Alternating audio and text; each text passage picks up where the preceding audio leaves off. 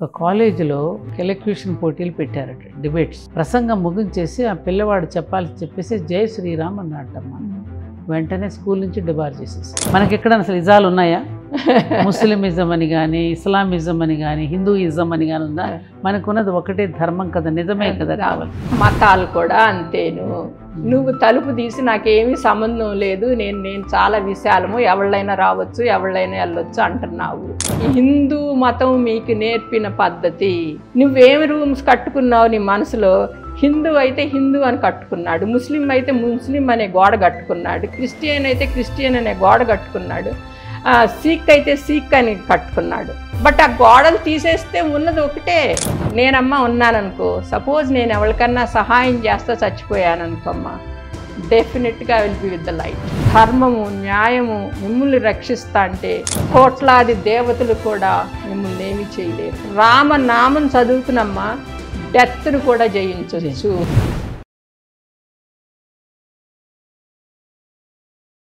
నమస్కారం అమ్మా. నమస్కారం అమ్మా. నా ఉద్దేశంలో దేశము, ధర్మం, సమాజం మూడు వేరు కాదని నేను అనుకుంటాను.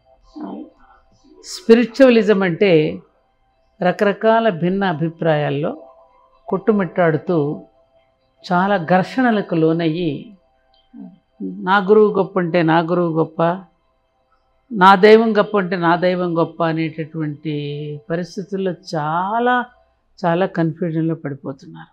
మా గురువుగారు అన్నట్టు మేధావులేమో కన్ఫ్యూజన్లో ఉన్నారు, ఈ ఇడియట్స్ అంతా దూసుకుపోతున్నారు అనేవారైనా. అలాంటి దీంట్లో మీరు ఎంతోమంది గురువులని దర్శించారు. స్పిరిచువల్గా కూడా మీరు నిరంతరం అదే ధ్యానంలో అటు దేశాన్ని గురించి ఆలోచిస్తూ ఇటు దైవాన్ని గురించి ఆలోచిస్తూ ఉంటున్నటువంటి మీరు అసలు రియల్ స్పిరిచువలిజం, భక్తి అంటే కేవలం పూజలు వ్రతాలేనా? ఇంకేం లేదా? అంతకుమించి ఇంకేం లేదా? ఈ భక్తిలో శక్తి లేకపోతే ఎలా? నాడు పాప నాడే పోతాడులే, నా వ్రతం నేను చేసుకుంటా, నా నోములు నేను చేసుకుంటా, నా ప్రదక్షిణలు నా గుళ్ళకు నేను వెళుతూ ఉంటాను అనుకోవడమే భక్తా? ఇంకా ఏదైనా ఉందా? ఏమంటారు మీరు దీనికి? అమ్మ, నాకు కొంచెం తెలుసమ్మా. నేను ఫాలో అయ్యేదాన్ని, నేను అనుసరించేదాన్ని మీకు చెప్తాను అమ్మ. ఇప్పుడు మనకి ఇంట్లో ఒక ఎన్వలోప్ ఉంటుంది అనుకో అమ్మ, దీనికి మళ్ళీ వైట్. ఈ ఎన్వలోప్ మీద మనము, ఇది ప్లెయిన్ అమ్మ, ఈ ఎన్వలోప్ మీద మనం స్టాంప్ అంటించి అడ్రస్ రాస్తే వెళ్ళిపోతుంది. అదే రకంగా మనం పుట్టినప్పుడు మన అసలు స్థితి ఏంటి అంటే, పరమాత్మకి అడ్రస్ ఇది అది లేదమ్మా, ఉన్నది ఒకటే. దాంట్లో నుంచి మనం పుట్టాం, మనకు అడ్రస్ కావాలి, కలర్ కావాలి, మనం పుట్టిన దేశం కావాలి, ఇవన్నీ కావాలి. ఎందుకంటే అదేమో యూనివర్సల్ అమ్మ, ఇదేమో ఇండివిజువల్ కదా. యూనివర్సల్కి అడ్రస్ ఏముంటుందమ్మా, అంతా ఒకటే కదా. There is no limitation, there is no address. అందుకని మనం ఏమంటామంటే పరమాత్మ, యూనివర్సల్ కాన్షియస్నెస్. మరమ్మ మనకి ఇండియాలో చాలా రకాలు వాడతారమ్మా పేర్లు, ఒక్కోసారి కొంచెం కన్ఫ్యూజన్ వస్తుంది. Brahman, not Brahma, Brahman. Muslims ఏమంటారు అల్లా, జీసస్ క్రైస్ట్ ఏమంటాడు ఫాదర్. మా ఫాదర్లో చాలా రూమ్స్ ఉన్నాయి అంటాడు ఆయన. అంటే అర్థం ఏంటి? Levels. There are so many levels. మన దాంట్లో చెప్తారు కదమ్మా, ఎన్ని లోకాలు ఉన్నాయో చెప్తారు. ఎప్పుడు చెప్పారు ఇది? ఎన్నో ఏళ్ల కింద చెప్పారు. ఇప్పుడు సైంటిస్టులు కనుక్కుంటున్నారమ్మా, మల్టీవర్సెస్ ఉన్నాయి. బట్ మనం మన దాంట్లో కనుక మీరు చదివితే దాంట్లో క్లియర్గా రాస్తుంది మల్టీవర్సెస్ గురించి. ఏమన్నా మీరు శ్లోకం పాడతారు, చెప్పండి అమ్మ. భూర్భువస్వః ఏమంటారు? ఓం భూర్భువస్సువః తత్సత్ పితుర్వరేణ్యం భూలోకం భువర్లోకం సువర్లోకం తపోలోకం. ఇవన్నీ అంటే ఏంటంటే మల్టీవర్సెస్ అనమాట. Levels are different. ఎందుకంటే అమ్మా ఫిజికల్ లెవెల్లో నేను ఓన్లీ ఫిజికల్ రియాలిటీగా ఉన్నదే చూడగలను, నేను సూక్ష్మంగా ఉన్నది చూడలేను. ఇప్పుడు అమ్మ మనందరికీ తెలుసు కదా మనలో మనస్సు ఉందని. మీకు మనస్సు ఉందని మీకు ఎట్ట తెలుసు? మీరు చదువుకున్నారా, లేకపోతే యాక్చువల్గా మీరు సాధనలో గమనించగలిగారా? ప్రతి ఒక్కళ్ళు మనం తెలుసుకోవటం. అనుకోవాలి. అవును. ఎందుకంటే నాకు అసలు దాని గురించి ఆలోచన వచ్చేది కాదు, నాకు ఎప్పుడు తెలిసేది మనం కాదు. అంటాం నా మనసు ఇలా చెప్తోందండి నా అని మనసు అంటాం ఇలా కదా. చెప్తుంది అంటాం. నా మనసులో మాట బయట పెడుతున్నానండి పెడుతున్నా అంటాం కదా. అంటే ఏంటమ్మా మనస్సు అంటే ఏంటంటే, నేను ఇదివరకు ఏం చేశాను, ఇప్పుడు ఏం చేస్తున్నాను, రేపు ఏం జరగబోతోంది, ఇదంతా మనసు సృష్టిస్తుందమ్మా. అంటే ఏంటంటే, సపోజ్ కనుక మీరు మంచి వాళ్ళ దగ్గరికి వెళ్ళి మంచి మాటలు విన్నారనుకోండి, మనం పడుకునేటప్పుడు అదే జరుగుతుంది మన మనసులో. అదే కనుక అన్నీ మనం పిచ్చి పిచ్చి మాటలు మాట్లాడుకుని, పనికిరాని మాటలన్నీ మాట్లాడుకుని వెళ్తే మనసు స్థిరంగా ఉండలేదు. సో వీళ్ళందరూ ఏంటంటమ్మా, ఈ మల్టీవర్సెస్ గురించి మన దాంట్లో ఉంది. నేను చెప్పడం కాదు, ఎవరికి ఇంట్రెస్ట్ ఉన్నా చూసుకోవచ్చు, చదువుకోవచ్చు. నేను కనిపించింది ఏమీ లేదు. సో ఎప్పుడైతే పరమాత్మలో నుంచి మీరు భూలోకంలోకి వచ్చారో మీకు నామము రూపము వస్తుంది. ఆ నామరూపాలకి ఏంటంటే, మనం పుట్టగానే క్రిస్టియన్స్లో పెడితే దానికి తగ్గ పేరు పెడతారు, ముస్లిమ్స్లో పెడితే దానికి తగ్గ పేరు పెడతారు, హిందూస్లో పుడితే దానికి తగ్గ పేరు పెడతారు, సిక్స్లో పుడితే దానికి తగ్గ అది అట్లా పెట్టుకుంటూ వస్తారు. కానీ వాళ్ళు అసలు ఏమీ గమనించకుండా దాని మీద ఒక స్టాంప్. ఇది మానవ సృష్టి కదా, మానవ సృష్టి. దైవ సృష్టిలో ముస్లిం క్రిస్టియన్స్ లేదు కదా. సో నువ్వు ఎప్పుడైతే ఒక ముస్లిం నిన్ను చంపాడో, నాదంతా ఒకటే ఒక సిద్ధాంతం కాదు, నా లైఫ్లో చూసింది కర్మ ధర్మ, ఈ రెండు మిమ్మల్ని ఫాలో అవుతాయి. మీ కర్మ సరిగ్గా ఉండాలి, ధర్మం సరిగ్గా ఉండాలి. లేనాళ్ళు సపోజ్ కనుక ముస్లిం పర్సన్ వచ్చి, వీళ్ళు నాకు నచ్చట్లేదు, వీళ్ళు హిందూస్ కదా, వీళ్ళని వేసేద్దాం అనుకున్నాడు అనుకోండి, ఆయన మళ్ళీ జన్మలో ఏదైతే చేశాడో ఆపోజిట్లో ఆయనకు అదే జరగబోతుంది. 100%. అది ఏంటి? కర్మ. ఓకే అమ్మా. ధర్మం ఏంటమ్మా? నేనున్నాను, నేను ఒకసారి మదర్ని అనుకోండి, నా ధర్మం ఏంటి? నేను ఈ ప్రపంచంలోకి నేను పిల్లల్ని తీసుకొస్తున్నా, 2 అనుకోండి, 3 అనుకోండి, అది ఒకళ్ళు అనుకోండి, వాళ్ళని సరిగ్గా నేను పెంచి ఈ సొసైటీకి పనికొచ్చేటట్టు చేస్తున్నానా, లేకపోతే వాళ్ళని బ్రెయిన్ వాష్ చేసి నా ఉపయోగాలకి, నా మతానికి, నా ధర్మానికి ఉపయోగించుకుంటున్నానా? అది మదర్ చూసుకోవాలమ్మా. హిందూ దీంట్లో మట్టుకమ్మా mother has a lot of ఇదనమాట. నాకు మిగతా ఆటల్లో నాకు తెలియదమ్మా, తెలియని దాని గురించి నేను మాట్లాడుకోను. ఎందుకంటే మనకు తెలిసిందే మనం చెప్పుకోవాలి. మదర్కి చాలా చాలా రెస్పాన్సిబిలిటీ ఉందమ్మా. ఏ సొసైటీలో ఆడ తల్లిని బాగా చూస్తారో ఆ తల్లి అమ్మ దగ్గరికి వెళ్తే ప్రేమతో చూస్తుంది, ఎత్తుకుంటుంది, లాలిస్తుంది. ఆ తల్లినే నువ్వు గనక ఎప్పుడైతే రెస్పెక్ట్ ఇవ్వలేదో, ఎవళ్ళైతే ఆడ అమ్మని చులకనగా చూస్తున్నారో వాళ్ళ ఫ్యామిలీ బాగుండదు, వాళ్ళ దేశం బాగుండదు, ఏది బాగుండదమ్మా. దిస్ ఈజ్ నాకు నిజంగా ఇక్కడ ఉన్న మాట. అది తల్లికి చాలా ఇంపార్టెన్స్, తల్లికి ఆడపిల్లకి చాలా ఇంపార్టెన్స్ ఉందన్నమాట. అందుకని మనం ఏం చెయ్యాలంటే అమ్మ, పుట్టినప్పుడే పిల్లల్ని బ్రెయిన్ వాష్ చెయ్యొద్దమ్మా. ఎందుకంటే వాళ్ళ చిన్న పిల్లలు మనం ఇప్పుడమ్మా మనం ఒక రోజా ఫ్లవర్ని మనం తెచ్చుకున్నాం అనుకోమ్మా, ఎంత జాగ్రత్తగా నీళ్లు జల్లి చల్లటి దాంట్లో మనం బాగా స్టోర్ చేస్తాం, ఎందుకంటే దేవుడి దగ్గర పెట్టుకుంటానికి. ఈ పిల్లడు కూడా అటువంటి వాళ్ళే. ఎంత డెలికేట్గా ఉందో రోజా ఫ్లవరు. ఈ పిల్లలు కూడా పుట్టినప్పుడు వాళ్ళు అట్లా ఉంటారమ్మా. అందుకని ఎప్పుడు పిల్లల్ని బ్రెయిన్ వాష్ చెయ్యకూడదు. కోమలమైన మనసు వాళ్ళది, వాళ్ళనికి నేర్పించొద్దు. హేట్రెడ్ కనుక ఉన్న చాటమ్మా డిస్ట్రక్షన్ ఉంటుంది, ప్రేమ ఉన్న చాట ఆనందం ఉంటుంది. నీ హృదయంలో ఆనందం ఉంటే, నీ హృదయంలో ప్రేమ ఉంటే అది నీ మాట ద్వారా బయటకు వస్తుంది అమ్మా.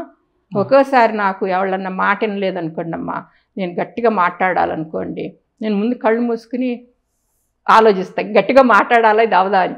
అప్పుడు అనిపిస్తుంది అనమాట, నా ఈ సిచ్యువేషన్లో నువ్వు నీ కోపం వచ్చినట్టు నటించాలి.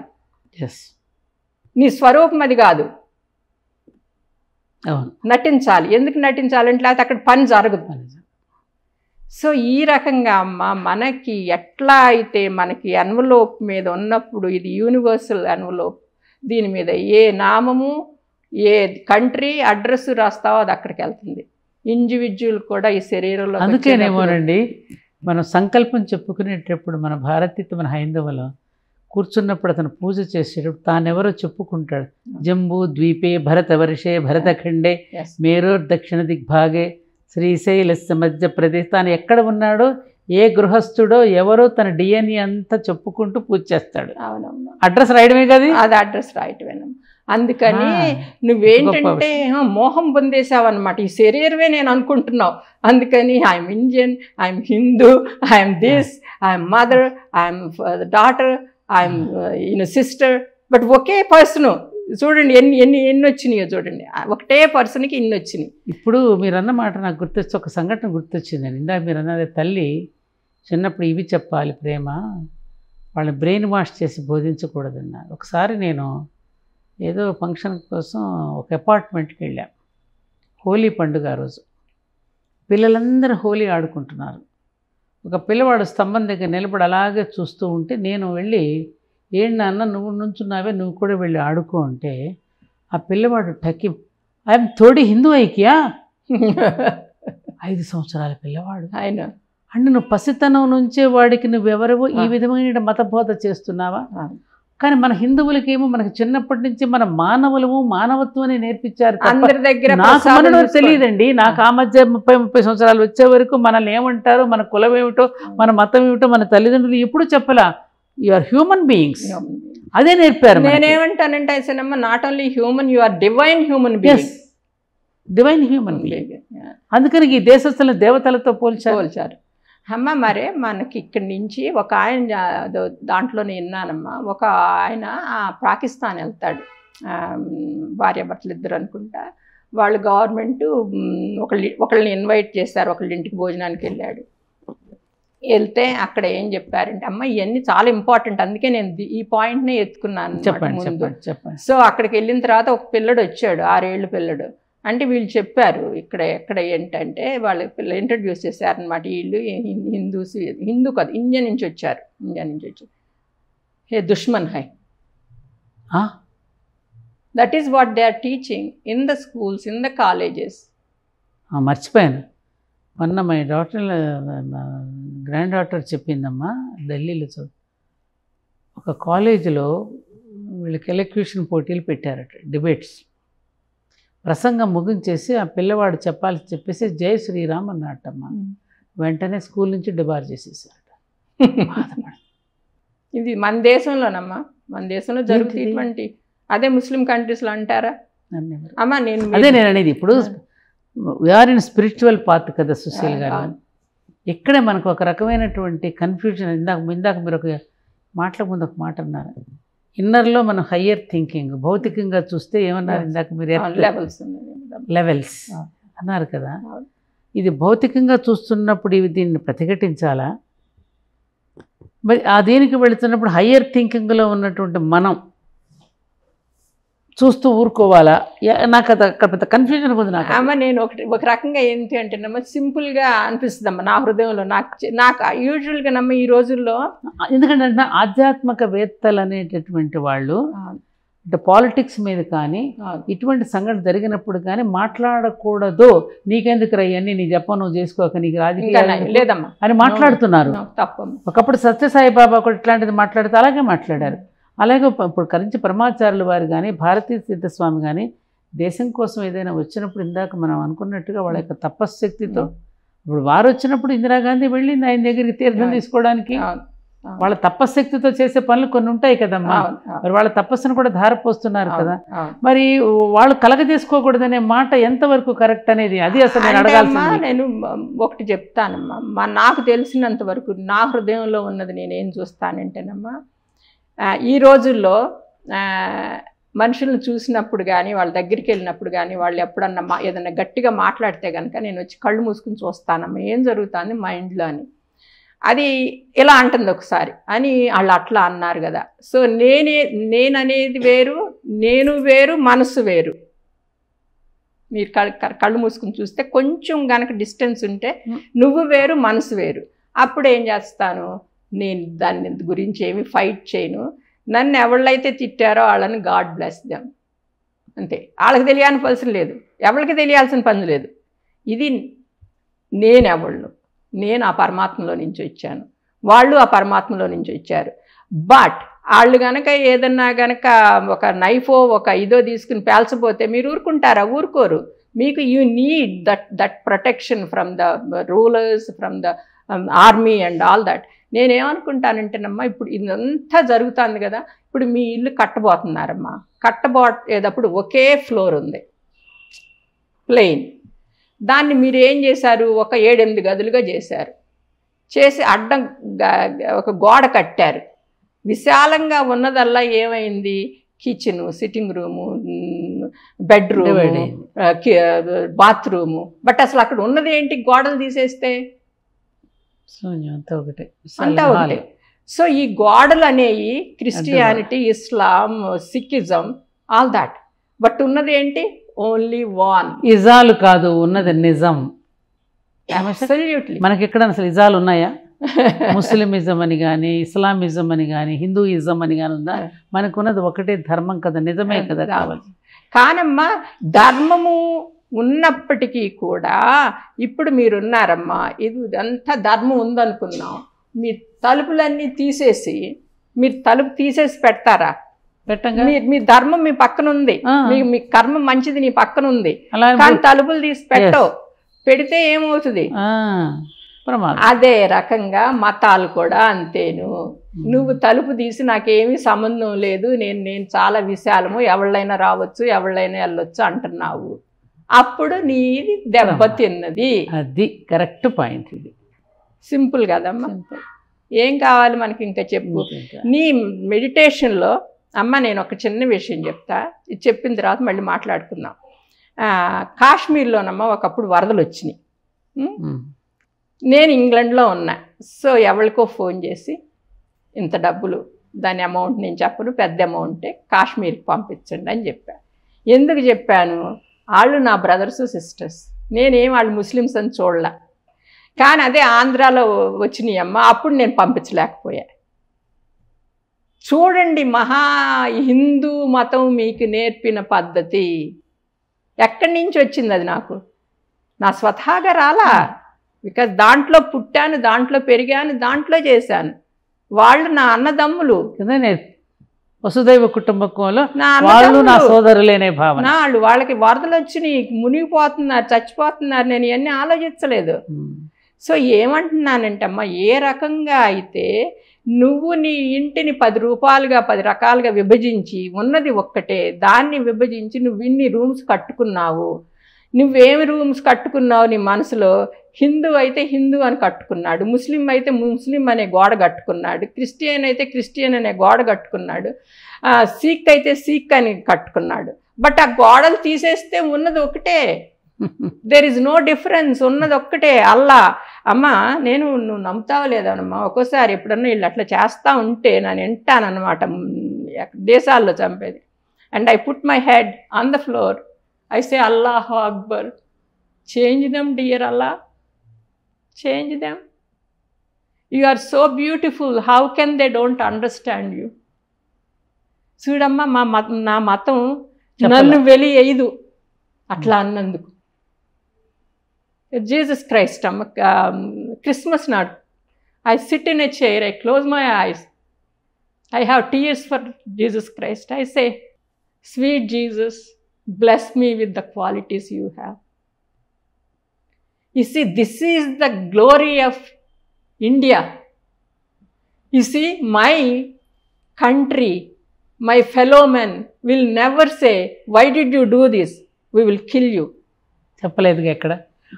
పుస్తకాలు రాస్తేనే, పుస్తకం రాసినవనే తరిమి కొట్టారే అమ్మ. తస్లీమా? ఎస్ అమ్మ. వాస్తవాలు చెబితే వాళ్ళు తరిమి కొడుతున్నారు. మనం చేసామా? అమ్మ, నేను ఆ రోజు really when I see all these wars, all these killings, I say, dear Allah, can you change their way of thinking? You are so pure. This is not the teaching you are teaching. ఎవరు నేర్పించారు వాళ్ళకి ఇది? అమ్మ ఎక్కడన్నా అల్లా చంపమని చెప్తాడయ్యా? అల్లా ఏమని చెప్తున్నాడు అంటే జిహాద్ మీన్స్ వాట్? నీలో ఉన్న బ్యాడ్ క్వాలిటీస్ అన్నిటినీ సంహరించు. That is the jihad which Allah is talking about. మన దీనిలో చెప్పింది కూడా బలి ఇవ్వడం అంటే నీలో ఉన్న బలహీనతను బలి చెయ్యరా అని చెప్పింది. మన హిందూ ధర్మశాస్త్రాల్లో కూడా అదే చెప్పారు. ఇప్పుడు బలి ఇవ్వడం అంటారు కదమ్మా, జిహాద్లో కూడా అదే వర్డ్ కదా. మరి వాళ్ళు చెప్పి నేను అడుగుతున్నా నిన్ను, ఇవాళ ఒక రోజు చెప్తా అమ్మా, మీరు అల్లాని పూజించి మీరు గనక పీపుల్ని గనక చంపారంటే అల్లా వోంట్ కమ్ టు యూ. ఇది నేను క్లియర్ అమ్మా, చాలా క్లియర్. ఎక్కడైతే డెత్ ఉంటుందో, ఎక్కడైతే డిస్ట్రక్షన్ ఉంటుందో అక్కడ అల్లా ఉండడు. ఎక్కడైతే ప్యూరిటీ ఉంటుందో, ఎక్కడైతే చాంటింగ్ ఉంటుందో అల్లాని గురించి, ఎక్కడైతే వాళ్ళు ప్రార్థిస్తున్నారో అక్కడ డెఫినెట్గా ప్రార్థిస్తున్నారు అల్లా డెఫినెట్గా వస్తాడు, మిమ్మల్ని రక్షిస్తాడు. కానీ మీరు ఆయన చెప్పిన దానికి వ్యతిరేకంగా చేసి అల్లాని పూజిస్తే రాడు. రాముల వారైనా అంతే, జీసస్ క్రైస్ట్ అయినా అంతే. నువ్వు గనక వాళ్ళు చెప్పేయనని అర్థం చేసుకోకుండా, అమ్మ వెస్టర్న్ కంట్రీస్ నేను చెప్తున్నాను, మీరు మీ దేశాలు దాటి వెళ్ళి పూర్ కంట్రీస్ని కూడా తీసుకుని అక్కడున్న వనరులన్నీ తీసుకుని వెళ్ళిపోయారు. మీరు క్రిస్టియానిటీని గురించి అమ్మ, జీసస్ క్రైస్ట్ని గురించి చదవండి. ఆయన ఒక్కటే అంటాడు, ఉన్న ఎన్ని కొట్టి పారేసి పూర్ పీపుల్కి హెల్ప్ చేయాలని మాట్లాడతాడు. మీరు ఆఫ్రికా వెళ్ళి అక్కడ ఇవన్నీ దొంగలించి అక్కడ ఇవన్నీ తీసుకుని వాళ్ళకి నష్టం చేసి మీరు జీసస్ క్రైస్ట్ని గురించి మాట్లాడుతున్నారా? Jesus Christ will run away from you. I'm not even a Christian, but Jesus Christ will be in my heart. This is the truth I'm saying. I'm not making it up. I'm not making it up. Chant the glories of that God, which is Allah, which is Jesus Christ, whatever you think it is, but do not harm anybody. Not a single person you harm, God will not take you to the heavens you think you are. Because amma, hatred is in the mind. Whereas there is a hatred, there is no love. No love. So, hatred means ajnanam. There is no light there. God ఉన్న చాటమ్మా, it's always light. నువ్వు అజ్ఞానంగా ప్రవర్తించావంటే Allah can't help you, Jesus can't help you, Rama won't help you. So ఇంతకేమిటంటే ఫైనల్గా ద్వేషంతోనూ హేట్రెడ్తోనూ మనం సాధించగలిగింది లేదు. అన్నింటికీ మన భారతదేశం ఏదైతే పంచిందో ప్రేమ, పరస్పర ప్రేమానురాగాలతోనే దేన్నైనా మనం జయించగలం. కానీ ఈ లెవెల్లో there are all those differences. So దానికి తగ్గట్టు మనం నడుచుకోవాలి. అమ్మ, నువ్వు దేవుడికి వెళ్ళి నమస్కారం పెట్టి మొన్న అక్కడ పేల్చాడు అనుకో ఒక పిస్టల్, అల్లా ఇట్లా చెప్పాడయ్యా, నేను నోరెప్పక ముందే నేను వెళ్ళిపోతా. మరి భీష్ముడి సంగతి చూసాగా. సో ఈ లెవెల్లో ఎలా ఉంది దానికి తగ్గట్టు నడుచుకోండి. బట్ ఒక పర్సన్కి సహాయం చేయండి. కానీ నేనమ్మా ఉన్నాననుకో, సపోజ్ నేను ఎవరికన్నా సహాయం చేస్తా చచ్చిపోయాను అనుకోమ్మా, డెఫినెట్గా I will be with the light. But ఒకళ్ళని చంపి నేను అక్కడికి వెళ్ళాలనుకున్నా, నీ మైండ్లో హేట్రెడ్ ఉంది, వెళ్ళవు ఎప్పటికీ. ఎట్లా అంటే అమ్మ, మనకి ఎక్కడైతే తేనెటీగలు ఉన్న చాట మన తల తీసుకెళ్ళి దాంట్లో పెడితే ఎలా ఉంటుంది? ఎలా ఉంటుంది? సో హేట్రెడ్ ఉన్నాళ్ళ మనసు అలా ఉంటుంది, పీస్ఫుల్గా ఉండదు. That is the difference. అమ్మ అసలు ఏమి లేదమ్మా, నేను ఒకటే అంటా, ఒకరికి సహాయం చేయండి, కాలమే పరిష్కరిస్తుందని ఊరుకుందామా? లేదమ్మా, మనం చేయాలి.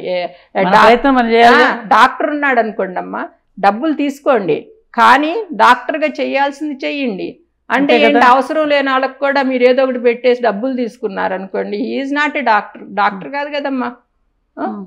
లాయర్ ఉన్నాడు అనుకోండి, మన పక్కన వాదించాల్సిన లాయర్ ఇంకొకరు డబ్బులు తీసుకుని వాళ్ళ పక్కన వాదించాడు అనుకోండి, ఆయనేం లాయరు? అది నేను అదే చెప్పేది. ధర్మ, వాట్ ఈజ్ ధర్మ? నువ్వు సొసైటీలో దేనికోసం అయితే ట్రైన్ అయ్యావో అది నువ్వు సరిగ్గా చెయ్యి, దానికి తగినట్టుగా వ్యవహరించు.